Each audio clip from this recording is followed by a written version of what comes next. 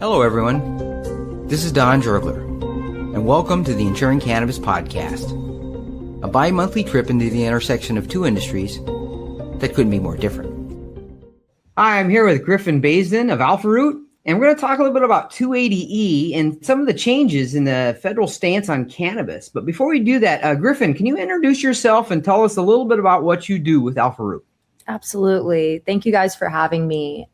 So I work with AlphaRoot, and we are a full service cannabis insurer retailer. So we do anything from property and casualty insurance all the way to disability. And we have some hemp operators as well, but our bread and butter is cannabis.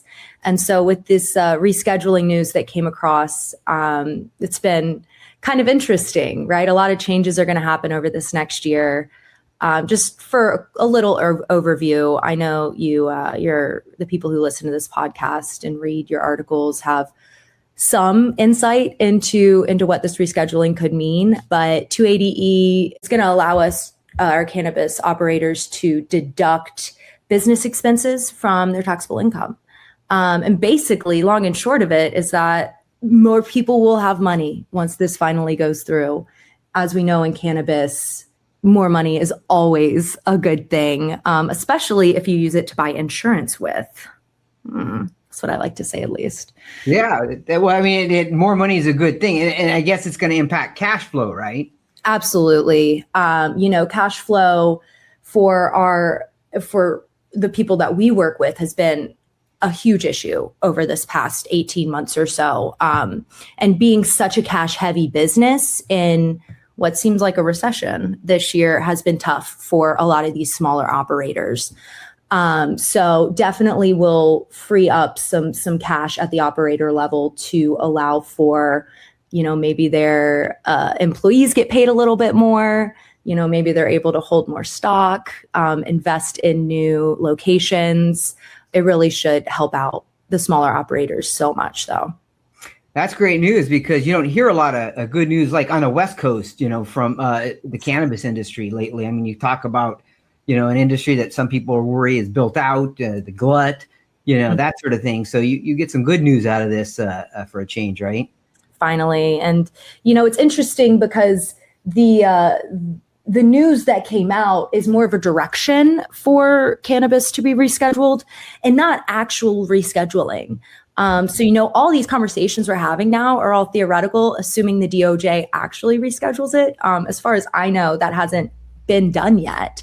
So fingers crossed that it goes through sooner rather than later. Well, what if anything, I guess, does this change mean for cannabis companies' exposure to things like lawsuits, claims, regulations? I think the thing that's top of mind for me is coming back to cash flow. Always, I sound like a broken record. But the more cash we're able to show on our balance statements, on our income sheets, the more financial risk that we have for our management lines, our financial lines like E&O insurance. And so I think that there will be more exposure to losses on the D&O side as well, given the regulatory questions, I guess, right? But it's still federally illegal, right? This is a step towards destigmatization. Wow. But we're not talking about this huge overhaul that I think a lot of people were looking for. I've been in this business 4 or 5 years now, and we've been talking about rescheduling and, making cannabis federally legal for 10 years. So I'd like to think that this will free up more money and more people will buy insurance with it. So the loss profile for these cannabis related businesses will, have lower rates and hopefully be able to get more insurance easier. But all that remains to be seen. Well, you mentioned D&O. Any effect on management liability risks? Yeah, so the regulatory concern is always top of mind for us with cannabis companies. Whenever we place a management line, we're trying to get regulatory coverage to help, these directors and officers be covered in the event of the worst happening, right? No one wants to be pulled into a lawsuit like that. But I'm hoping, right, that this deregulation will allow more insurers to enter the space, and we'd be able to get coverage more easily. Again, remains to be seen. I don't love our chances in the next 12 months, though.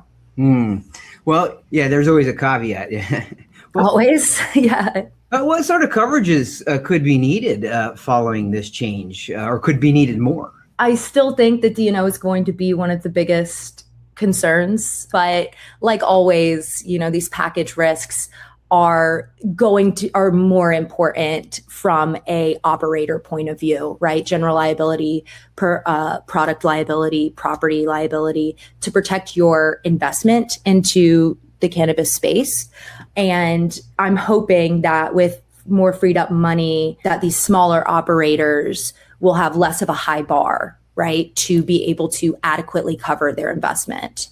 So I'm hoping that these mom and pop shops will have an easier go of it over these next few years. Right. Well, in fact, I just did a podcast a little while ago on banking, and there's a surprising number of banks that actually do business with cannabis. It's not just all, but it's still a cash heavy business at dispensaries. You always talk about, safes, what kind of safes they have. They're keeping a lot of money that are still. I mean, is there any potential changes to any of that? I don't see that coming. Okay. Down the pike necessarily. I would love for us to divest from the cash heavy business. I heard of something horrible happening, with a guy being held up at gunpoint while trying to deliver cannabis during his daily activities at work. And that is the worst scenario for that guy as well as the operator that employs him. And so, crime insurance is huge for cannabis companies. And it is one of the largest risks, I think, that is underinsured right now. We have some insureds that have, $50,000 on site at any given time. And you have to have such stringent safeguards to be able to cover that. So it's really all up in the air. Dang, I wish I had a better answer there. Well, and that sounds pretty good to me. I mean, hopeful for the future, I guess. Well, let's plug in any holes that we miss. I mean, these tax things always confuse me anyway. What are some other impacts for cannabis companies and the people who insure them post this 280E tax savings? I was actually speaking to some operators the other day, and they were under the impression that they wouldn't have to get cannabis specific insurance now that cannabis is being rescheduled, right? And it's like, no, the loss history for the cannabis space, right, remains the same, even though at a federal level it's being seen differently. And so I think one of the biggest holes I've seen is that people are expecting this huge, black and white shift overnight, when really what we're going to see is this kind of trickle down effect where people have a little bit more money. They're able to expand a little bit more. Maybe they're able to go to a real bank instead of keeping $50,000 on site, and then that will gradually change the way that the cannabis space is seen by our insurers. And then that will provide savings in the insurance space. But until then, it's kind of a hope and a prayer. Well, this has been great. Thank you for being here. I really appreciate offering your knowledge and insight on this. Of course. I really appreciate you guys as well. Thank you for having me. Well, there you have it. Thank you for listening to the Insuring Cannabis podcast. You can find other episodes from this series by visiting insurancejournal.tv. Until next time, I'm Don Jergler.